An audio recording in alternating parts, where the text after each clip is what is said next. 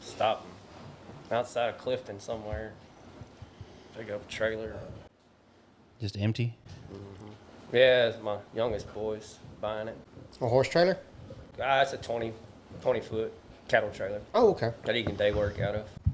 Nothing wrong with that. How old is he? 16. Man, that's cool that he's already thinking like that, you know? Oh, shit. He's been going for a year or better. But, like, to the owning a trailer status and having to... Well, he had to, because if not, you know, he's getting to the point now that, you know, Daddy ain't taking him, and he can't keep finding rides. Yeah. If he's going to go, he's got to... Got to go all in, He's got to go. And, you know, he's got a truck and now a trailer. So it's an old trailer, but Caden went and looked at it for us. And older couple has it. Just don't need it no more. And Yep. Good tires and good floors. Got a good floor. Tires, Caden said the tires are decent, but they're 14 ply, so they ought to hopefully last a little while. And Stein, pull your mic back toward your mouth. We were just talking the other day about Hey, Pablo. picking up some day work just to get our Colts exposure and Right. you know, have them do some stuff. Is it pretty easy for him to find work? For him, he's been around, so he knows a lot of people. He's kind of been going with a younger kid that, I say kid, he's 21, but you know, he's got him out there and he's met a lot of people, and so hopefully, you know, if he can get his own rig, he can kind of go different directions. And but his deal is, I want a 32, I want to haul cows. I said, you ain't hauling cows. What my daddy used to tell me was wanting one hand and shit the other, see which one fills up first. I told him that same thing. Yep. How long is Blue Balls out there? How long is old Blue Balls out there? 25? Is it as long as the flatbed? I don't know. 24. 24 foot? Yeah. And it does what it needs to do. You know? Yeah. It's all good. But he don't understand, you know, you go to hauling cows and everything, that's a whole different ball game right there. That's true. And he ain't got no insurance, and there's too many of them people around that they'll go load up an old crippled cow or something, and she goes down on your trailer and can't walk off at the sale barn. Well, guess what? You own her. And he ain't got no... They can just stick a price on there and say, well, this is what she was worth to me. This is what you owe us. Yeah, so... Yeah. And Especially all right kind now. of parameters when you get into that. cows being so high like they are right now. We just went to 377 Arena last Sunday for a steer auction. For roping cattle? Yeah. What do you think they were going for? Probably 1,500 to 2,200. 2,000. Yeah. Average was like 1950. Straight Corientes though. Mm-hmm. Yeah. Yeah. Fresh. Yeah, freshies and Fresh some ones. lead steers. Even their campaigners. lead steers were 18. Yep, 18 and a quarter for just damn near roped out lead steers, just old campaigners. And they didn't have that many of them, but them freshies, boy, they were. And we came back and used that as experience to try to see what we could find. And Billy, I guess we both at the same kind of the same time, we both found $1,100. So we bought 7 of them. Corientes or Longhorns? They're Coriente. Really? Yeah, but they're out of Arkansas. Mm. So, you know, They're not pretty. Factor that into it. Just to rope? They could use it, just to work these colts on, just to get them, you know, outside of the box and get them learn how to track around on them. We don't want to track around on our beef cows because all you're doing there is just running weight off of them, you know. So just, you know, for training purposes and you know, just a little old small stuff, steer stopping. 4 heifers, 2 steers. And I don't know if you noticed, but that the Monday after the roping that we had out here, we took your advice. We had the pipe crew out here. They built us an alley. He called me and said, Oh, "Hey, I got yeah. somebody. I got a crew here. I Yep. got one more question, and I hope I answered it." So you've absolutely been a wonderful help to what we're trying to do here. So those 7 won't get us a whole long way in terms of practicing and stuff, but we might do a practice or 2 out here and see how it goes. Yeah, but if you got 7 head, if they're good, you could have 3 headers, 3 healers, just people like we were talking to, your friends that know how to rope, that's gonna respect your cattle and not just go and sit back tight on them and take care of them for you. Yeah. Yep, you got to start somewhere with that kind of stuff, especially with prices they are. I guess this is introduction, huh? I guess we need to. Yeah, I was just easing into it because he seemed comfortable and wasn't going to hard start. But who the hell are you, Billy? We got you out here talking on the podcast. What do you do? I manage Spring Valley Ranches in Gauze, Texas. We're a registered Charolais operation. Our primary focus is selling Charolais bulls and select high-end females.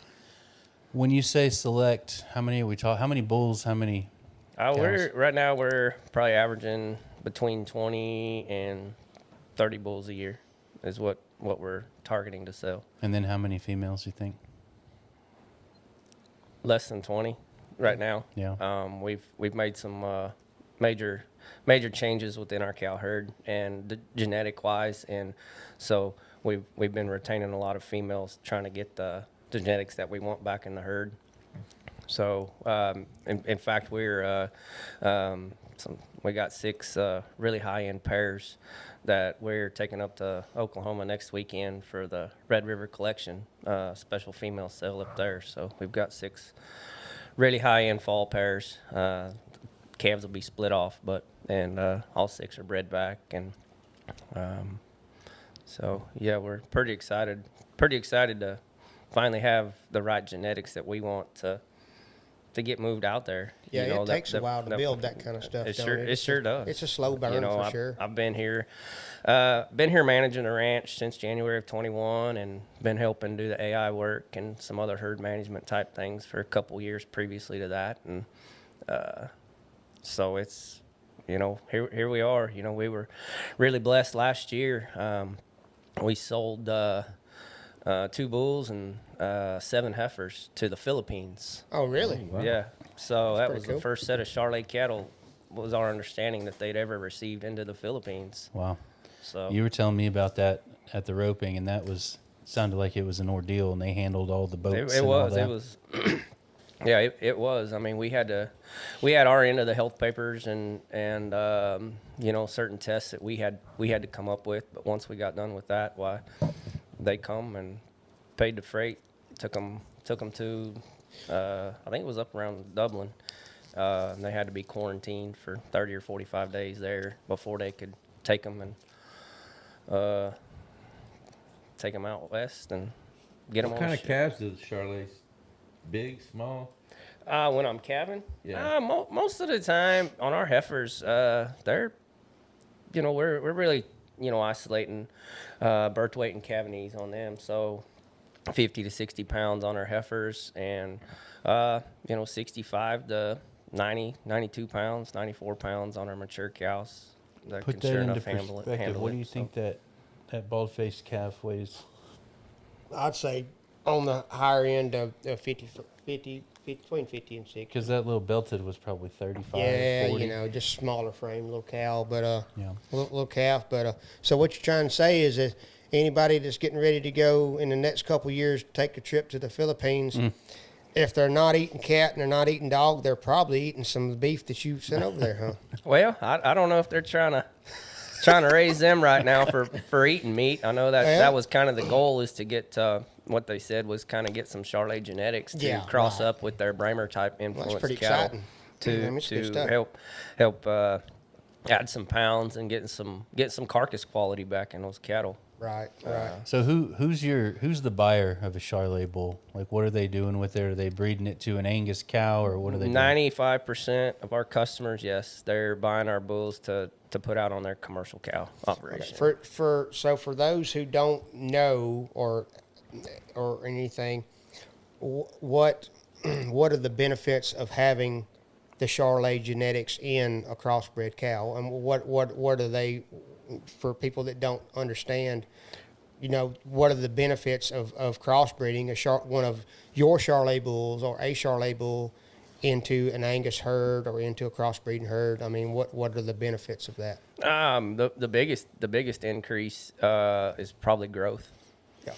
And just strictly pounds. And right now, with this cattle business being the way it is, supply and demand, when you go and you talk about hanging these cattle on the rail, them pounds are everything right now because there's such a shortage. And you know, we've been seeing it for a long time with the Charolais. You know, the crossbred Charolais calves are weaning off 50 to 80, 100 pounds heavier than your Angus and Hereford type calves are, and that's a big chunk of change right now. $300-$400 difference, isn't it? Oh yes, at least right now. What are you seeing per pound at the sales? Oh, they're anywhere from $350 pound on some good 6-7 weight calves. It's you're going to spend $2,200 to $2,500 on a calf ready to go. And you've been in the business long enough. I mean, you're originally from Kansas, and that's feedlot country, you know. Sir. So I mean, just some of the changes you've seen over the years in the cattle industry from where it was to where it is today. You know, there's been ups and downs and everything, but right now it definitely is a seller's market for sure. It is. And it's good to see. I mean, I know a lot of people complain when they go to the grocery stores and they see that, you know, but at the same time, you got to think the way I look at it, you got to think of how much over the years in the cattle industry, as volatile as it has been over the past few years. I mean, you guys deserve a break. I mean, you really do, and I'm glad to see you guys getting it. I mean, and for somebody who knows what it takes to take a calf, even if you're, you know, I know you're in the more genetics type end of the deal, but just cattle producing, you know, places and people, that for somebody who understands what it takes to take a calf on the ground and then end up taking it to market and what it entails, I don't mind, you know, the prices the way they are, because I know that in the end, well, if we could cut out some of these middlemen and some of these processors that are kind of cutting throats and being, because that's a cutthroat business. It is. But I mean, I really like the fact that, you know, the cattle producers are kind of getting their, you know, they say every dog has its day. And I'm glad to see you guys doing well with it. So. Yes, and it's been, you know, it's been a struggle over the last, well, I've been in Texas since January of 2008, and, you know, we've seen a lot of volatility in the market. Not only just in the cattle market, but in the hay market, in fertilizer, in weed killing, diesel. But see, people don't take that don't know. Yeah. They don't take that into consideration, that it's just not, hey, the calf drops and you feed it for so many, you know, months, and then you take it to market. It entails so much more than that. If people could understand what it looks like from beginning till their plate, and understand each cost that goes into fertilizing the pastures and just everything along the way, I think they'd appreciate it. They just need education. You know? That's it. They do. They need a lot of education, and you know, it's not your ordinary housewife's fault that she doesn't know. I mean, beef comes from the grocery store. It's that simple. Pork, chicken, milk comes from the grocery store. That's all they know. And, you know, I think as a cattle industry in whole, you know, I think we're trying in different ways to start educating the common public.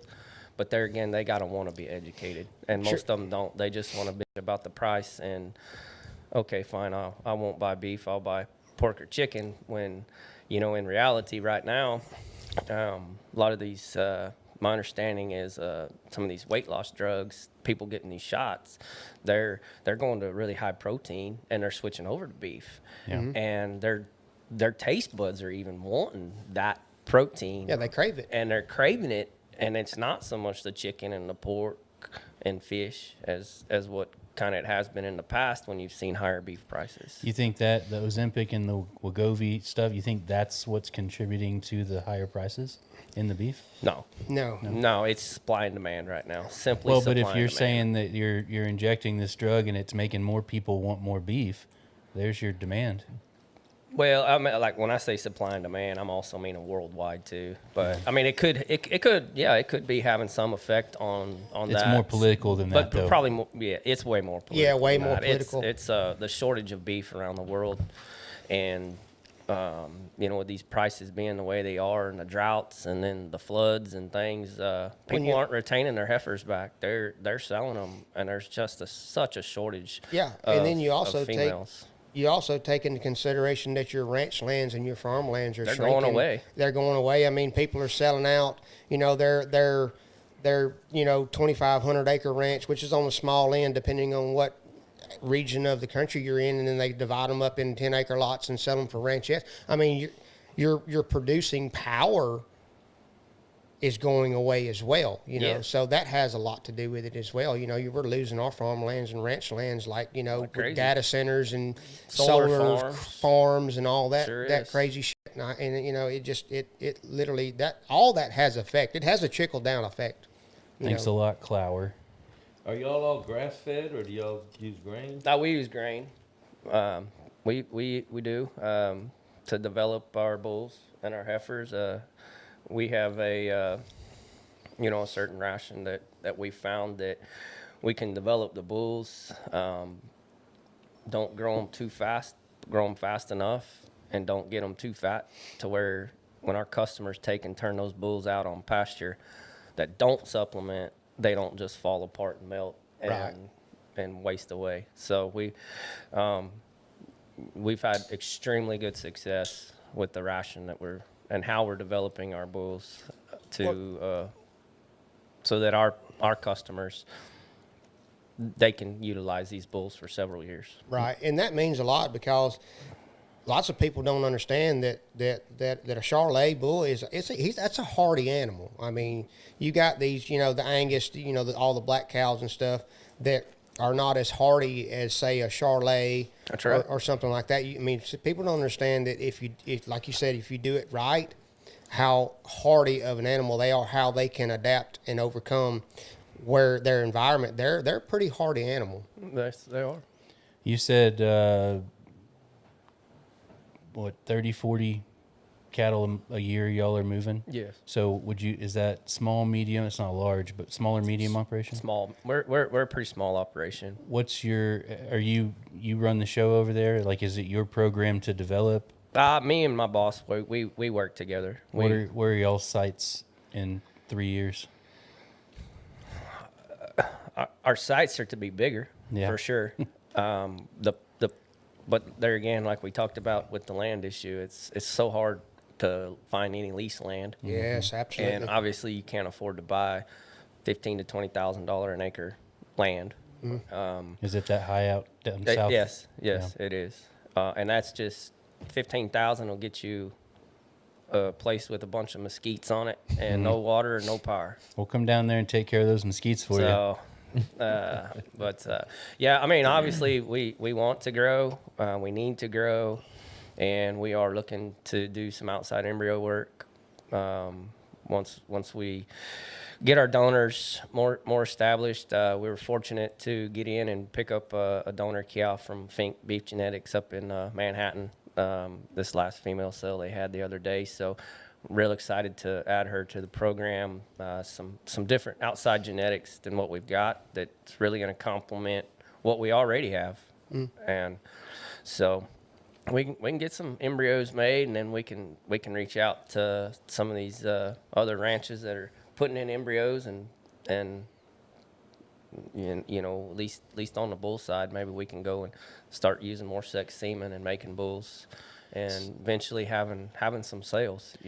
But is that a totally different industry than what you're in now? If you're using, are you talking about using their donor cows? No, it'd be their recip cows. So we'd take our embryos and put in their cows. That's what I meant. So yes. So then what happens when that cow calves? So there's two different programs that are out there. Either we buy a 60-day pregnancy back, or they calve out the calf and take it all the way through weaning, and then we buy the weaned calf back at that point. Where does the recip cow owner, how do they benefit? Y'all paying for that they get space? they get a premium, a very good premium, even above just the commercial weaned calf price. It's a pretty healthy premium. Man, it sounds like it would be hard to beat for both sides a deal. Like even if you could afford lease land, that's not a bad deal because it's hands off for you. And it is, but there again, I struggle with somebody else managing our cattle. Yeah. I've been around too long and too many places, and in this deal, that management is crucial. It's crucial, and are they obligated to follow any kind of structure that you provide? There's guidelines, kind of some more just along the breed or along the cattle industry, so to speak, guidelines that they should be following. But there again, if you don't know who you're getting into and how reputable they really are, that could go by the wayside pretty easily. I'm still stuck on the fact that lease lands or pasture land is $15 an acre because you're a long way from here. Yes, 3 hours. That's but then you have to take his relativity to College Station or San Antonio, places like that. We're an hour and 20 minutes from Austin, 2 hours from Houston, and 2.5 hours from Dallas-Fort Worth. You're right in the middle of the thick. Everybody's, especially from Austin, they're moving our way, and they're coming in fast. Oh, yeah. And, Marlin County 4 years ago, something like that, was approximately 25,000 people. And they're projecting it to be north of 50,000 by 2030. That's crazy. Yep. That's tricky times, especially if, I guess it wouldn't be a county, but if the cities, you can do that it's going to suck either way, but you can do that in a better way, the city can, or you can do it in a worse way. And we've lived in towns that did it in the worst way, and then I think Granbury has done it about as good as it can be done. It's, nobody wants their city, well, most people don't want their city to grow, but if it's going to grow, there's a right way and a wrong way to do it. Yeah. Well, just the infrastructure is not there. Yeah. And so, right down the road from us, they're putting in a 1,200 acre solar farm. Yeah. And my understanding is the majority of that power will not stay in Milam County. Yeah. Yeah. And then you got to think about the pull on the resources as well, water. the water tables and the rivers and the lakes and the pull that takes away from the resources that you guys, this is vital to you guys' operation. And that's not just here, it's everywhere. It's everywhere. It really is. I mean, it's kind of depressing to think about, So. And, we've been in, fairly bad drought for the last few years, and, we've been blessed to get the rains that we've got. Sure. And we're still behind, and so it's a tough time, to be in the agriculture industry, in any aspect of the agriculture industry. And, like we talked about, the ordinary, the public just don't understand. And, it makes it more of a challenge when you try to go and, talk to people that don't understand and they just don't even want to. Well, the thing that frustrates me about you're saying it's an educational, informational thing,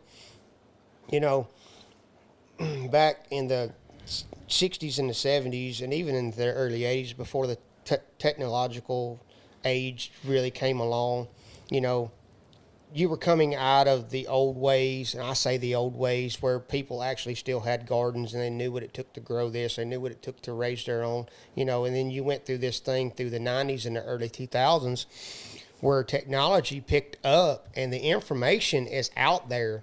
If you care to find it, you can educate yourself on what it takes to have a agricultural farm, whether you're raising cotton or corn or potatoes or whatever, or over into the beef industry, you can find enough information that's available to you now to understand more about what you speak of before you speak of it. Sure. And they're not doing it. They would rather watch TikTok and Facebook and Billy? whatever bullshit people watch you on just their become phones. brothers? 'Cause I don't do any of it. I don't do any social media they're whatsoever. more interested in a couple having an affair, hugging at a basketball game, Right. than they are worried about, hey, let me go, before I speak and complain and get on all these social media platforms and complain about the price of beef or whatever, let me go see what it all entails before I speak on it. And the information is there. This day and age, the information is there. They just don't go to it. So I don't think it's an educational problem because the information's there. I think it's a laziness problem. It's a lack or oh, there went a squirrel. Yes. Or hey, what's hot? Yes. You know what I'm saying?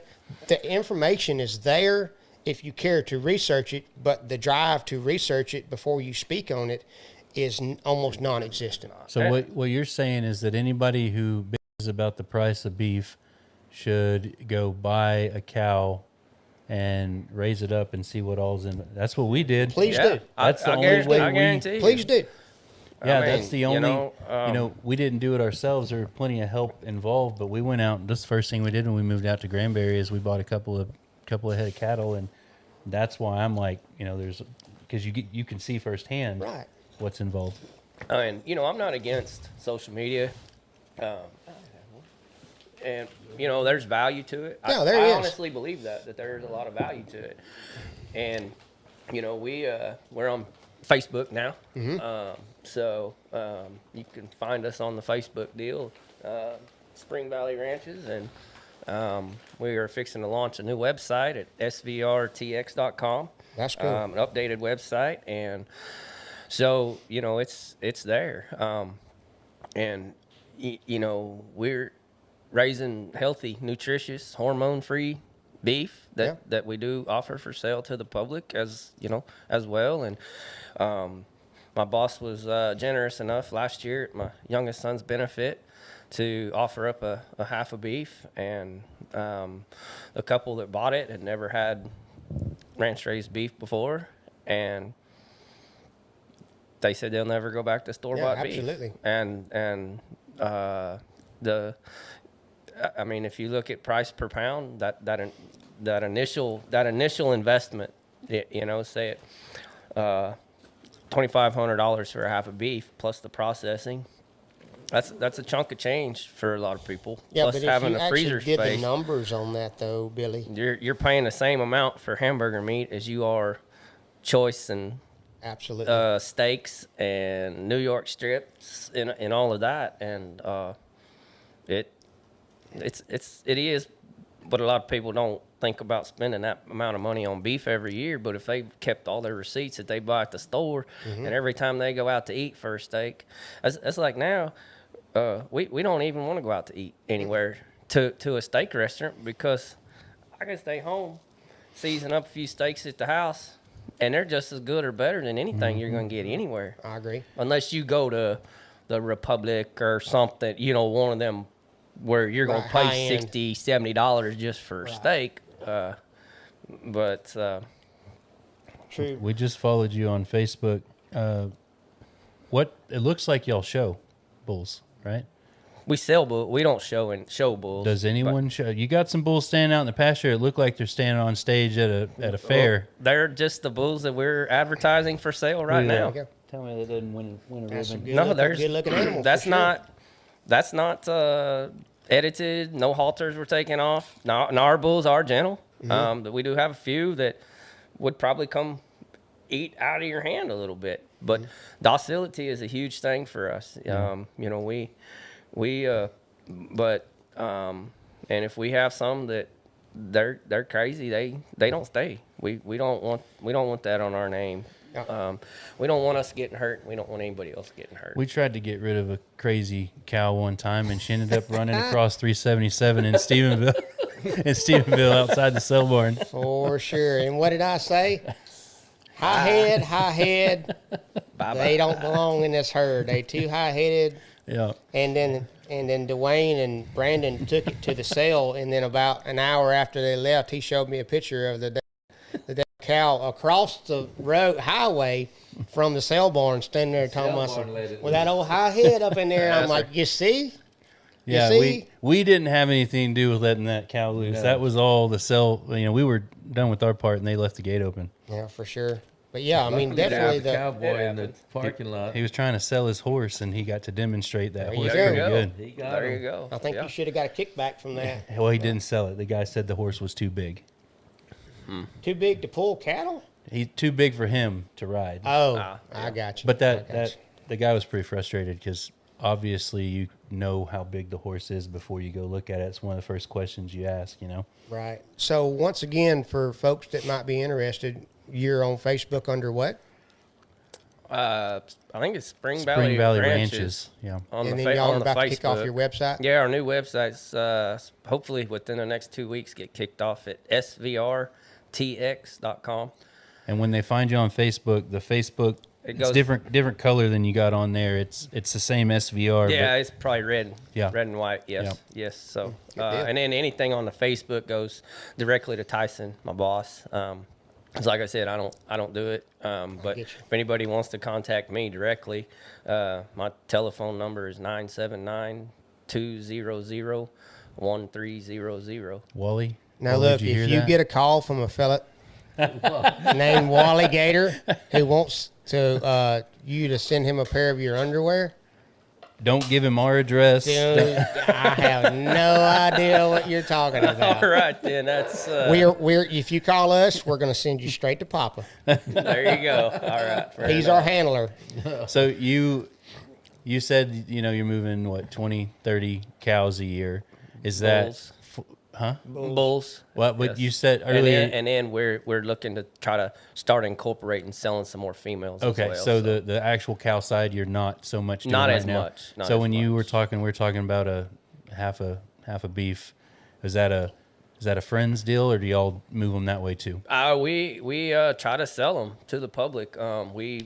We're pretty selective on our bulls, and if if we got some bulls younger that we know ain't gonna make a bull for our customer, we'll Yeah. go ahead and cut them and feed them out.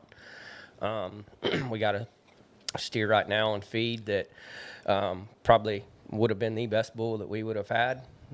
He was born, I guess, somewhat of a structural issue, and his his right leg just isn't correct. It's kind of messed up, and knew it, so we cut him. Well, and then we'll feed him out. He's still going to eat phenomenally well. Well, that statement right there you just said to me from the outside looking in tells me all I need to know about y'all's operation, because even though he would have been a great bull, and you said it yourself, he didn't pass your standards. Right. So you utilized him in a different way. And that right there about y'all's operation tells me more than anything I could find on the website or the Facebook, because, y'all are more about quality than quantity. Oh, absolutely. And so we Yeah, kind of yes. do that. That's kind of the same standards we hold here with our colt starting. Sure. Sure. I don't need to put out 80 horses a year if I can put out 25 really good Good ones. horses, Yes. and that I'm okay with sticking Sticking our your name name on, on. because That's that's a it. big thing, because people don't understand that the horse world, as much of from somebody outside looking in that's not a horse person, they think, well, the horse world's just so big. It's not. The horse world is small. The cattle industry, your name, what you put your name on is small. On the grand scheme of things, they're small. So picking quality over quantity, means something. Yes. And that's what that's something that we strive to is we're not a big operation. So if we're gonna I mean, I'm just gonna be honest, if we're gonna be financially successful, we have to raise the best that we can possibly raise to generate the most income that we possibly can. Yeah, And because I'm sure that your bottom lines, we, your margins. our margin is very, very small. Yeah, it is. It is. We don't have 500 or 600 cows that where you can play with that. You know, I mean, we you lose a imagine- calf. We lose a imagine if calf. you That's did? that's a big deal. Imagine if you did have 500 or 600. Wouldn't that be nice? It would be very nice. I would have some I was thinking some after that. employees We under would me nev- besides my kids. We would never see Billy Stein again. When Well, no, after, I might actually be able to take time off because I could have some other people. So after we watched 35 minutes pass and 100 head of steers and $200,000 cross through that pen the other day, yes, I just thought, man, how nice would that be to have 500 or 600 of those? But at the same time, it all goes But- back to what did it take to to get get them to that Yeah. to that to point. that point, and how long do you have to hang on, or how long do you have to hang on after spending that money to see that return? And you know, economics in any agricultural or beef industry or anything really, restaurant business, anything, the profit margins, you really have to, you know, You got to pay attention. they're tight. That's a really good point, because that's me saying that is not much different than the housewife complaining about hamburger meat pricing. The difference is that me and you have talked a dozen times about the economics, the expectations, the picture, what it would look like, and we're on the same page that we don't have the setup. You're talking about lease land. It's not a possibility for us to No. run even 100 head of anything, Sure. you know, because of all the other issues. So Not in the foreseeable future. yeah, unless somebody's got some lease land, you let us know. For sure. Well, good But deal. you know, and going back to kind of our management, you know, I was saying, you know, we don't know who we're going to sell our bulls to. We have no idea. So our bulls, they know how to be handled with horses. They know how to be handled with four-wheelers. They know how to be handled on foot, just walking them. Tyson has a 3-year-old son. He brings up to the ranch, and he's right there playing in the mud, playing next to the fence, and the bulls want to come up and sniff and curious about him. So, and it's a family deal. It really is a family operation that we have, even though we're not blood kin. We're family. Oh, we get that around here. And my oldest boy's in college, so when he's home, he gets to help out, do some things, and the youngest one, he's very involved in it, and it's a blessing. You know, could it be better? Yeah, but whose job couldn't be? You know, true. and I mean, you don't do what I do for the money. You do it. You do it for the passion and the love of it. Yeah. I get it. Is Totally, you know. 100% agree with that. Well, it sounds like what you're saying is that your bulls might not be interesting to somebody like JB Mooney because they're not mean enough. No, he wouldn't have no Oh, use shots for them fired. unless he No. unless he wants to you know, if he's got him a set of crossbred cows that he's you know, sure enough just selling calves, why by all means these bulls would sure enough do him or anybody else justice. Well, I think, and this I clarify, I'm not firing shots. Words out of JB's mouth is he only wants the rankest, meanest bulls, whether he's breeding just mean. He wants them mean. Yeah, no, these wouldn't work for somebody that wants wild cattle. And even my youngest son, he's gotten to the point, damn, these bulls are too gentle. Damn, these cows are too gentle. I'm like, makes the son, job easy. That's I mean, that's but that there youngin' again, you know, speaking in him. he's wanting to go out and day work and rope and Yeah. do all the fun stuff. And I'm like, look, I've been there, and there's a time and a place for it. Yeah. But we're not trying to raise cattle like that. You know, that's not the business we're in, and some people don't. I mean, and I know, you know, you get much south of us, and they got to have some Bramer in them to survive, really. And Okay, so for those who don't know, explain that. just the heat tolerance that they, you know, it gets so much hotter and humid down there, and they've got to have, you know, at least a quarter blood Brahmin in them to help out with the insect residual and heat tolerance and things like that. We see, down, especially when you get even closer to the coast. Right. Well, I can speak on that because, believe it or not, you know, I'm from Alabama, and believe it or not, that, you know, South Alabama is prime cattle country as well. They raise a lot of cattle in South Alabama, And Florida, Greensboro, you know, Uniontown, those places like that, and they like their Bramer their Bramer crosses as well for the same reason, because the further you get down toward the coast, Houston and so on and so forth, it gets, insects are worse, humidity's worse, and they have to be able to thrive in that kind of environment, so they really like their Bramer crosses in Alabama as well, and for the same reasons. For saying that's why you get down south and all along the Gulf of America, thank you Trump, and Florida and all that. The Charolais bulls thrive. If you're not going to turn out, a Brangus or something, it's going to be typically Charolais, because they can adapt, like you were saying earlier. They're not going to be out there laying in a damn tank somewhere when it's 100 degrees. They're going to be, if they need a hustle, they're going to go hustle. Mm-hmm. And we can ship them up north too, and they work up north. They're versatile.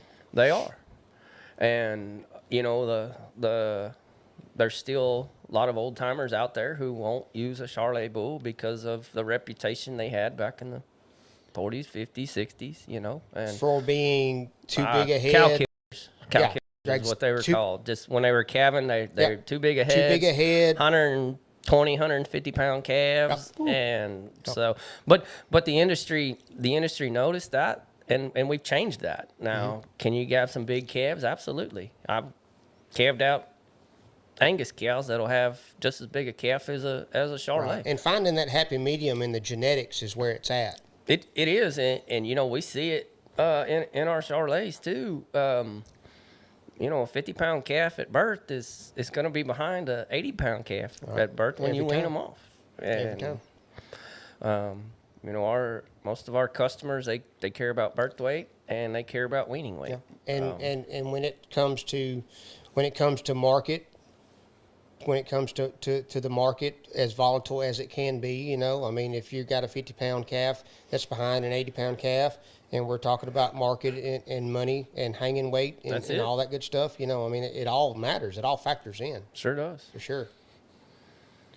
We had the pleasure last week of going to last week on the ranch, had the pleasure of going to a private bucking, bull bucking in Fort Worth, I guess. Okay. That's why I mentioned JB Mooney earlier, because some of his bulls were out there. Yeah. They weren't very nice. Yeah. Well, and it's a different industry, it really is. Yeah. So, but. So speaking about being related and being family, Billy, on a lighter note, for those of you that don't know, I have a daughter. She's 19. Her name's Haley. And somehow or another, Billy Stein's son and Billy Smith's daughter are dating. And so I never got to meet Billy up until about, I guess, a month ago. And I had met his son, which is very respectable. I think very highly of him. He's a good young man. And being, I don't have but 2 daughters, and I'm protective of them both. I was a little, probably, you know how daddies are. Daddies are going to be daddies. Oh yeah. So, but I met your son, Caden. Yes. And he's very respectable and a nice young man, and everything that if I could pick, he'd be on top of my list. I'm very, very fond of your son. So kudos to you for raising. And I met Clayton the other day. Yes. And he seems like right there, just a good, nice young man. So kudos for raising 2 nice young men. That's hard to do in this day and age. But well, luckily they were born when you could still whip their ass good. So. Yeah, true. It's the truth. True. I mean, they knew what leather sounded like coming through belt loops. There you go. And that's a sound that more you don't forget. That you don't forget. That's true. A different first impression of Caden. I actually wasn't that impressed with him, and I like him now, but he actually lied right to my face the very first time I met him, and I thought, I don't deal with kids like that. You're gonna lie right, and you might need to take that belt off. Explanation? Yeah. We were at the feedlot at Oktoberfest, and he walked right up to my booth, and I said, "What size shirt would you like?" And he said, "I'm a large," and I said, "Bullshit, Caden, you ain't no large." That's funny. So he's a medium.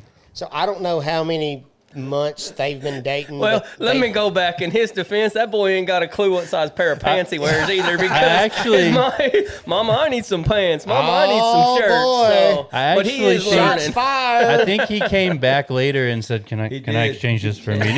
Yeah, no, I'm no just kidding. doubt. I thought he is a great kid. He's super. Yeah. No, super he respectful. is. He's polite. He's well respectful, and he's one of the hardest working 19-year-olds that I would agree with I've that. been around. And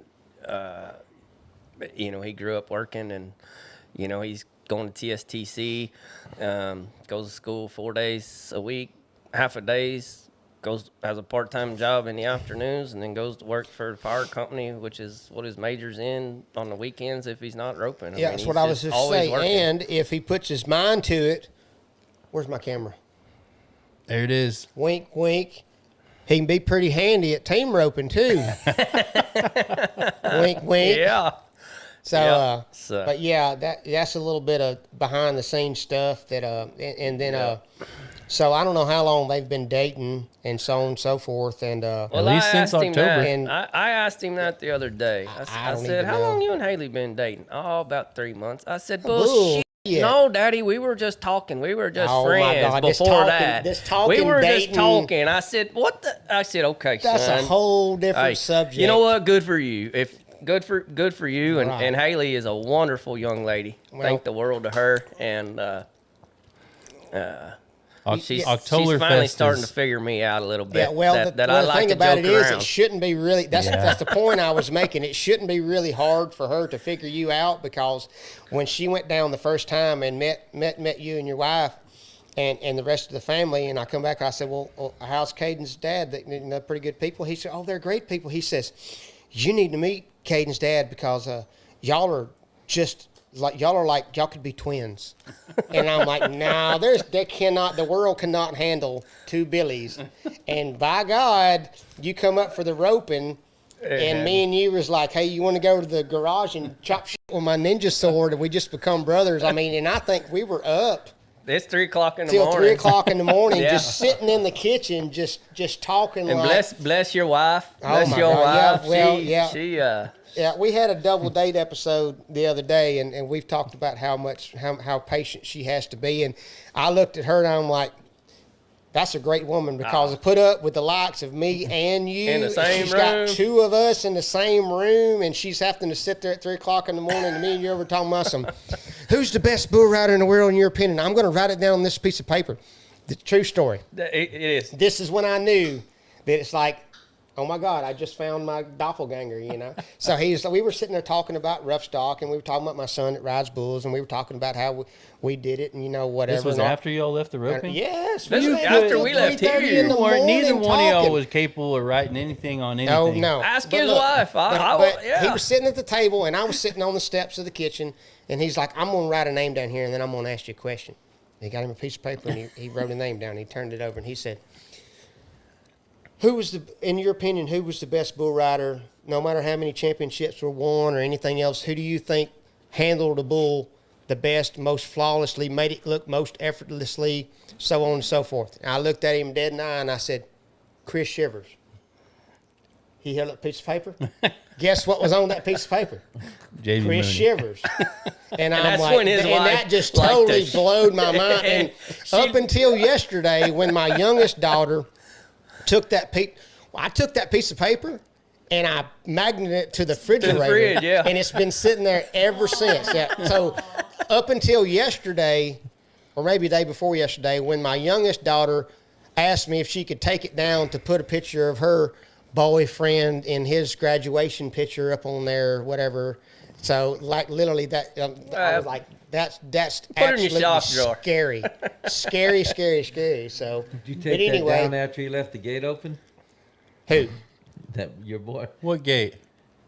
his Oh, daughter. Oh, Colton? No, I didn't take it down. Colton.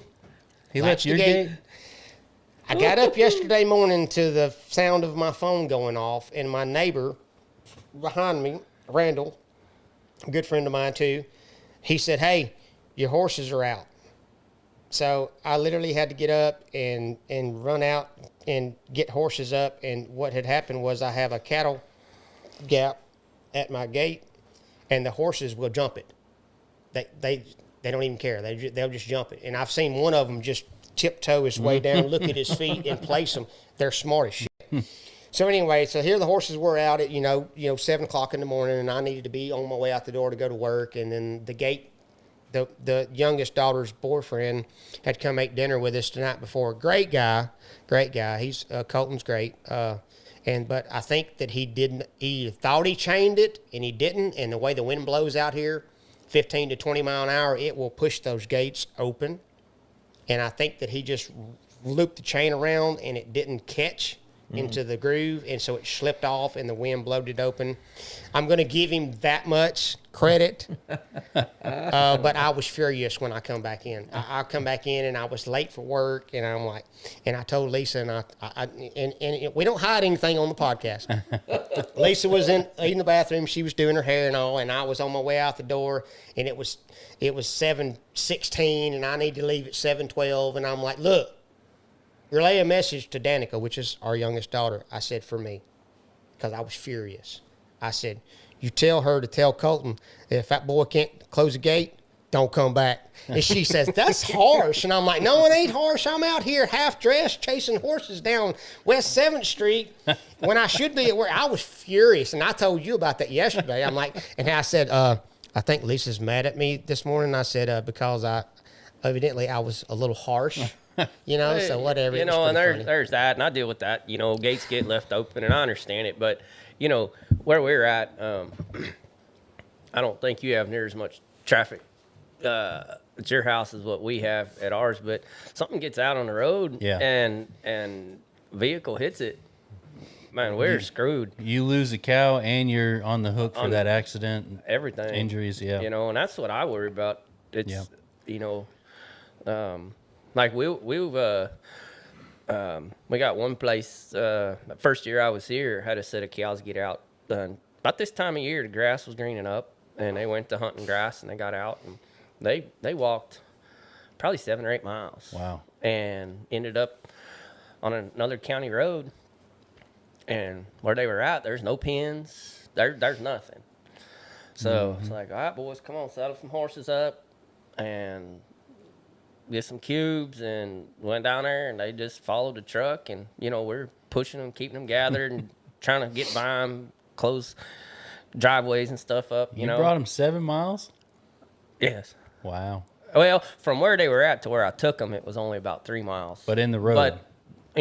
Yeah. And people were trying to drive right through them and running us off the road and shit.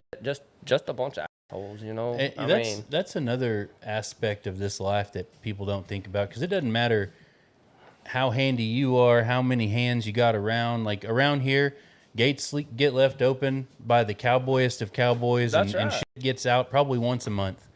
About a week and a half ago, we had this Stevie Ray colt that was stretching for grass and broke the barbless wire. And I came out of this office about 2 o'clock in the morning, and he was just standing at that tree that you parked near, just looking at me. And I'm like, shit, is that a colt?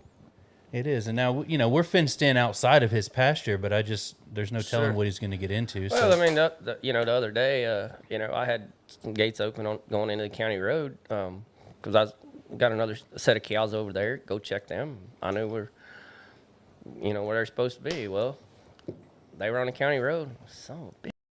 Well, guess what? Yeah, that's a dangerous proposition. There's a hole in the fence that I didn't know existed. Yeah. And they finally found it, and so I mean, it happens. I mean, I've worked in 3 different feed yards, and gates have got left open in feed yards. So it's part of it. I've never considered myself a cowboy, but I'm gonna deem. Within the same week, I fell off a horse, and I wrangled a colt by myself. Growing pains. In the middle of the night. So growing pains. Well, you got the C anyways. Now you just got the other 5 letters. I'll take that. I'll take that. Kind of like playing hangman. There you go. C. There you go. You got the C part of it. Billy, you had a video on Facebook of you moonwalking. Yes. Folks want to know if you can sea walk. I don't even know what that means. Most of the time, I have to look at my feet when I walk, so I guess I do sea walk. We'll have to have Lonnie show you. No, I can't even moonwalk. It was a rope and glove, and we were just out having a good time after, sort of kind of after hours. Not that there's after hours at the ranch, but we were having a little afternoon get together. The weather was pretty. And I'm gonna be the first one to tell you, there was people on there that thought it was funny, and there's people on there that thought it was great, and there's people on there that, you know, and funny was what I was going for, because I'm not a dancer. But if you can't have fun and you can't make fun of yourself, you're taking yourself way too serious, because I like to have fun. Life's too short to be miserable and be bitter and all that stuff. So, you know, I can't moonwalk. It wasn't, you know, it was a funny thing. You know, everybody laughed. And then you have the haters that want to say, you know, snarly things. And, you know, like nobody's harder on myself when it comes down to the serious issues than me. Nobody can be harder on me than me. But at the same time, as you get a little age on you and you start to realize who your friends and your family are, and sometimes those can overlap. And blood, they say blood's thicker than water. It's not always true. It's the people that are around you that support you, that are there for you. You can lean on them. They can lean on you. That's family to me. So when I'm with my friends and family, which, like I said, can overlap, I like to have a good time. I like to be the life of the party. Yes, I do. You know, whatever. But, you know, if you can't laugh at yourself and be funny and be silly sometimes, you're taking something. You're missing life. Thank you. You're squandering a part of your life that can be very enriching and make everything else that may not be going right in your life way better. So what you're saying, we need more of the Wally Gators. Yeah. Yeah, it's a good time. What's that? Timestamp that. Can we have Wally sitting in Dwayne's lap? Can we pull that so. off? A picture on the... No, what I'll say too is that what we've noticed is that the more followers you gain on those social medias, the worse it gets. You know, people will tell you know when we got over 20,000 followers on Facebook. Well, somebody's going to have something to say about the fact that Billy was wearing Spurs last episode and he's not wearing Spurs this episode. Well, I haven't rode my Colts this day. Yeah, or they're going to have, you're not wearing cowboy boots. I got a poncho shirt on. Like they nitpick and they start tearing you apart. Bitter people. Just bitter people. They are. They hate their life. Mm-hmm. I mean, I agree. They're probably liberal. So, I mean, you know. But if anybody's out there and wants to know why I don't wear cowboy boots, it's because I have 2 bad knees and that shoes are comfortable. And I'm not on a horse today, so if I was getting on a horse, I'd put my boots in my And you probably got bad knees from cowboying, not basketballing. That's exactly right. Yes, cowboys. What you're trying to say? You couldn't cowboying and riding bulls and breaking show steers. You couldn't dunk when you was younger, Billy? Yeah. I mean, you know them little ones that you glue up on the wall. Yeah. That's what I dunked. Yeah, that's what I dunked. I hear you. It is fun, but it can be.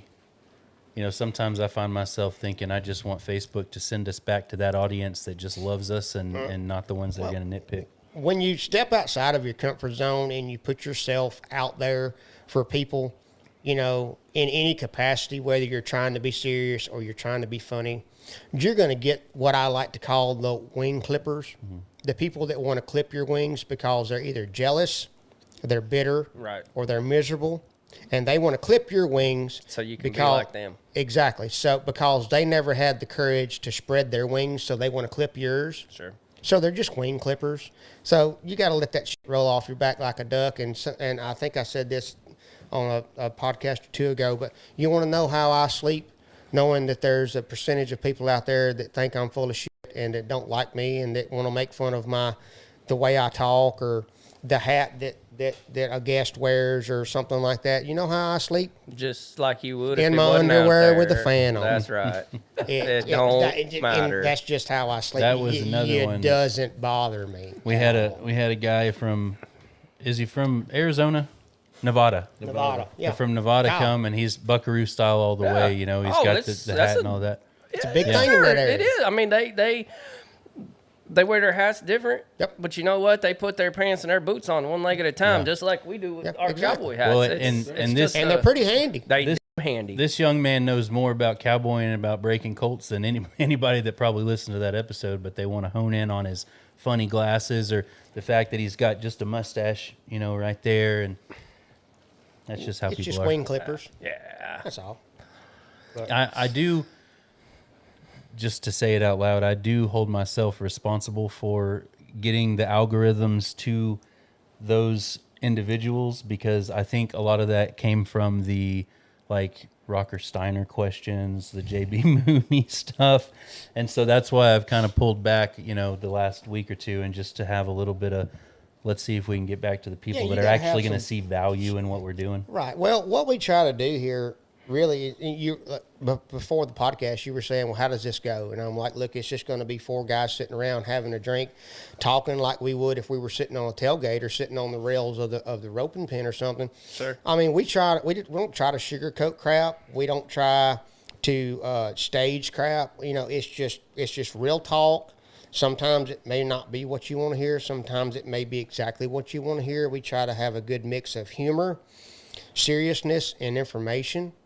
And it doesn't get any realer than just talking, Sure. There's not no do's and don'ts. It's just, we're just sitting around talking about real stuff, real events, our past experiences, what everybody else is, doing or what we have going on. And some people don't want that because they've been so in tune into these, what they would call reality shows, that are not really reality at all. And then when they actually get a taste of what real reality and real talk is, they can't process that. You know what I'm saying? Sure. So that's just where you go with it. Did you see the people that are like, well, they just give any asshole podcast? Yeah, they will. You can use your iPhone and you can do it yourself, and anyone can do it. So get off our nuts. I listen to Michael Berry. He's Michael Berry. I'm a big fan. out of Houston, and a wonderful. I've never met the man. If he walked through that door, I wouldn't even know what he looks like. But love the guy. Yeah. And there was something. I think it was something on there. I believe it was a while back. Something was said about basically what you just said. Anybody with the phone can do this deal like what we're doing right now. And I got to thinking, I was like, I guess that is true. Yeah. So it is. But there again, I'm not on it. So all of this stuff, the lights and the microphones, that's for the camera. Yeah. You can do fantastic audio. Well, maybe not you with your Android or Billy with his iPhone 6. I saw that phone. Guy. But if you have a newer phone, you can do all that stuff, all this stuff with that. You don't need any kind of equipment. Well, I can sum that up from a quote that my music buddy, shout out to Bo Phillips band, good friend of mine, hell of an entertainer, great songwriter, great musician. And he'll go out to shows and he'll play music and he'll be like, you don't like what we sing? Get your own damn band. Pretty much so. If you don't like the content, start your own damn podcast. You can. Nobody's saying you can't. If you enjoy us and you find us funny and entertaining, and you can take snip bits or bit snips or whatever you want to call it from that and apply it to your life, or it just brings laughter or cheerfulness to your day or whatever, then great. We love you guys. If you don't, move on. Go start your own podcast, and then you can talk about whatever you want to talk about. What Michael Berry will say from time to time, he said, you know what? If you don't like what I got to say, change the radio dial. You're listening for free. You're not. This doesn't cost you anything. Well, don't call and bitch about it. If you don't like it, just change the channel and don't listen again. The truth is, the engagement is good. And what I'll say, the last thing I'll say on this topic is, I apologize if I offended anyone. Rocker Steiner's the most cowboy there ever lived, and I love your brand new wakeboard boat. Wow. It's a beautiful boat. Can I say it now? Beautiful $200,000. Can I say it now? Say it. Shots fired. No, but for real, a lot of these, we've talked about it, rodeo athletes versus cowboys. A lot of the rodeo guys aren't traditionally cowboys. Now, they're handier than I am, but that doesn't make them cowboys. All we were trying to say, I don't know what Jake was trying to say because Jake can be a dick, but he said Rocker's not a cowboy, he's a wakeboarder. And that's fine because he's a damn fine rodeo athlete. He is, no doubt. But I doubt that he spends his time in Montana on 3,000 acres moving cows around. He spends more of it on the lake. Well, that's okay. As in anything that you do, and you can put this into anything that you do, NASCAR, football, baseball, rodeo, cattle operations, horse operations, you have to evolve with the times. Sure. You have to evolve. Now, me, I have a really hard time evolving because I hate change. I hate anything new. I'm a purist. I like, I like what I like, and I don't want to change, But you have to evolve to a certain extent to survive. Sure. 30 years ago, 40 years ago, most of your people that were rodeoing were ranch working cowboys that did that shit for extra money, so on and so forth. These days, in order for the rodeo and the bull riding and all this stuff to evolve and still be mainstream, then you're going to get kids that don't day work and then go ride broncs, or day work and then go ride bulls. You're going to get people that wear tennis shoes and their flat bill ball caps to the bull riding, and they put on a long sleeve button up shirt and a pair of boots and they ride. Doesn't mean that they don't have the skill to do the job. It just, and that to me, that's not a dig. You have cowboys and you have rodeo athletes and you have horsemen and you have cattlemen. Those all can intersect, right, but at the same time, they're their own slot. You can have somebody that's the greatest horse trainer in the world, and he might not know what end to feed on a cow. Does that make him not cowboy? No, it makes him a horseman. Right. But you see what I'm saying? Sure. It can all intertwine at the same time, but then again, it's its own realm. You can have a cattleman that knows everything about cattle and all, and runs his cattle on a 4-wheeler. That's it. Yeah. Does that mean never he's been not on cowboy? a horse a day in his life. No, that don't mean he's not. It means he may not be a horseman or may not care to be a horseman, but that doesn't mean he's not a cattleman.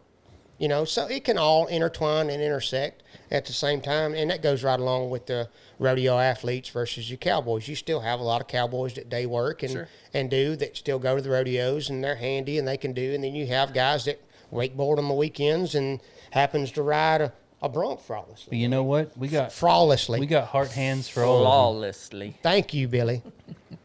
So, Heart hands for all of them. and it's all about how you interpret it, I think. You just have to look at the grand scheme of things, I guess.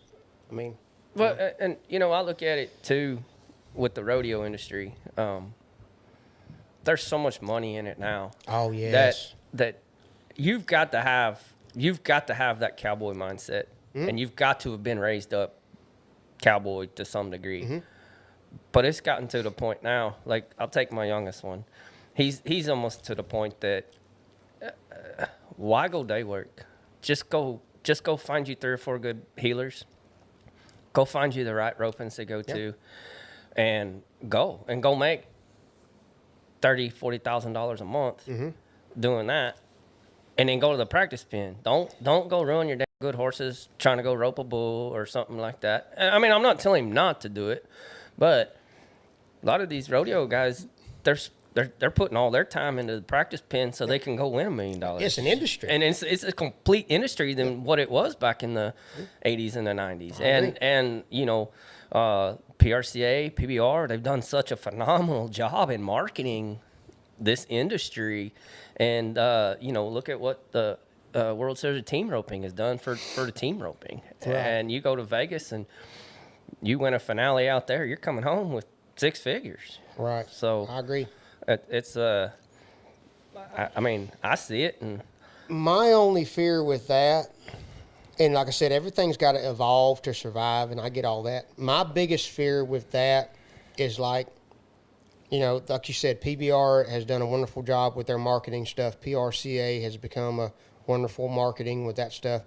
But in the future, my fear is that the Western heritage altogether as a whole is going to become, if it hasn't already took that pendulum swing, to be a novelty. And I don't want it to be, I don't want to admit that it has become a novelty.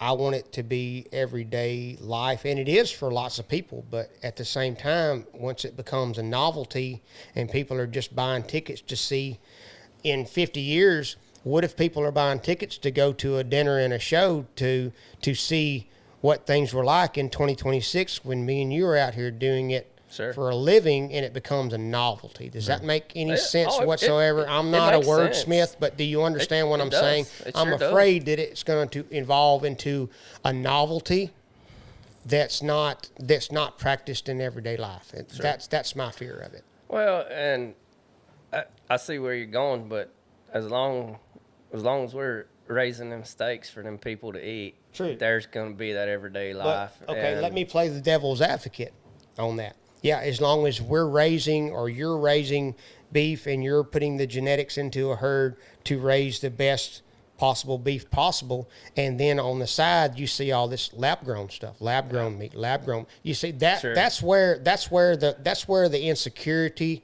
or not really insecurity, because I'm not insecure at all. I'm not cocky. I'm confident. Somebody called me cocky on Facebook the other day. I'm not cocky at all. I'm high-strung. I wound up like an 8-day clock. I'm not cocky. I'm just confident, and I'm very vocal, and I'm very opinionated.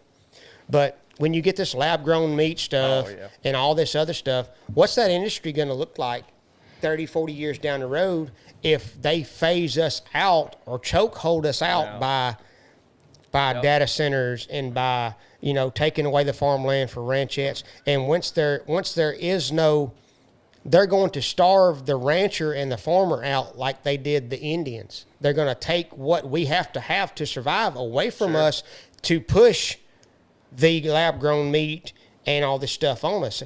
I hope that I'm pushing up bluebonnets by then, because I don't want to see that happen. But everything that I can do to instill into the younger generation, as you have with your sons, as I have with my sons and my daughters, to prolong that from happening.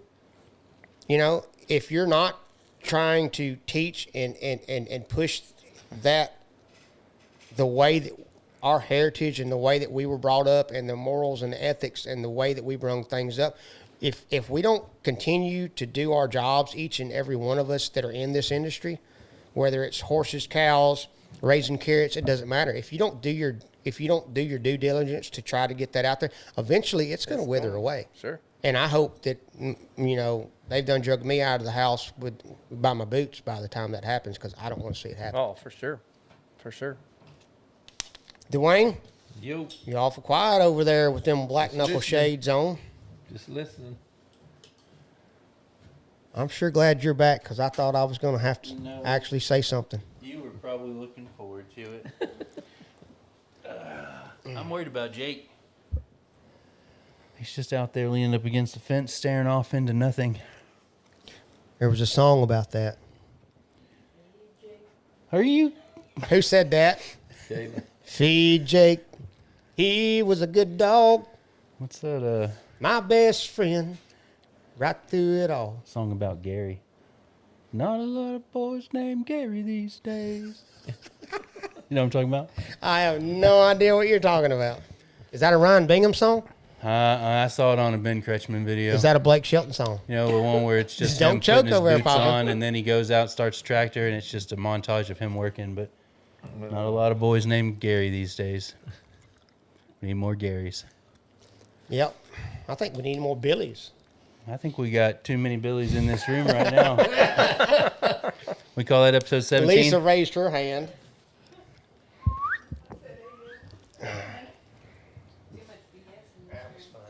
See you, other Billy. Oh wait, well, we got a speak pipe. You still rolling? We got a speak pipe message. You want to answer a question? Big pipe message. Thank you. Sure. Let's see. Shay. Buffering. Buffering. Well, let me click the right link. You can listen at. Here we go. Turn my volumes up. Ready? Ready. Buffering. What's going on? I have a 4-year-old quarter horse. She does great under saddle, listens to all her cues. She leads well, but when I try to lunge her, she always wants to turn in, face me, or walk in close to me. I back her up, try to turn her out again, so maybe do half a lap, and then do the same thing. I've been watching videos and everything, and she's the only horse I can't get to do it. She's very sweet, and I was just watching the podcast that said your horse isn't fully broke till you can get him to lunge. I'm not saying I don't agree with that. That's why I kind of asked the question of how do I get her to do it. But yeah, thank you. She sound like she's too sweet. Mm-hmm. Yeah, maybe too sweet, but what I would say is if she's wanting to stop and face you, keep that. Don't lose that. Don't lose that connection with her. But what I would do is try, far be it from me to quote Clinton Anderson. By the way, I'm a Clinton Anderson fan. For sure. I mean, he's a good horseman in his own right, but I can't find at this time a choice of better words. But I would say lunging for respect, which I think that she doesn't respect y'all's partnership. So she wants to be close to you all the time, and she needs to understand how to separate, pet time from work time. When it's time to go to work, have a work mindset. So what I would do is I would try lunging her, moving her feet without moving yours. Get her to move her feet without moving yours. Lunge to the left, stop, turn, lunge to the left, without you moving your feet as far as possible. And do that several times to instill the fact that even though this is a partnership between a horse and the rider, you're also the boss. And I think that she doesn't respect you enough on the ground to know that. It's more like a, hey, we're buddies all the time. And that's okay. You can hang on to that. But at the same time, she has to have enough respect to listen to what you're saying. So I would lunge for respect, stand her, bring her in close to you, move her shoulders across, stop, move her shoulders across the other way, and do that several times until she understands that she has to move and you don't have to move. Because if you're moving your feet first before she moves hers, then that puts her in charge. Does that make any sense at all? I would do that, and then I would start by, once you get her going, I don't know if you're using a whip, I don't know if you're using a flag, I don't know if you're using a lunge line. If you're not using a lunge line, then I would try to use a lunge line to have that connection to her. And I would, once she starts going, then read your horse's body language. If she feels like she's starting to shut down on you, or her mind's starting to drift into, I'm done with this, can we just pet? Then I would push her on in and get full circles. If you're getting half circles, try to build full circles by just picking her back up as you see her body start to fall back into the position you don't want her in, and get her to understand that the job at hand is, hey, I need you to walk, trot, or lunge around this, or lope around this arena, until she understands what you say is what she needs to do, instead of everything's just pets and cuddles.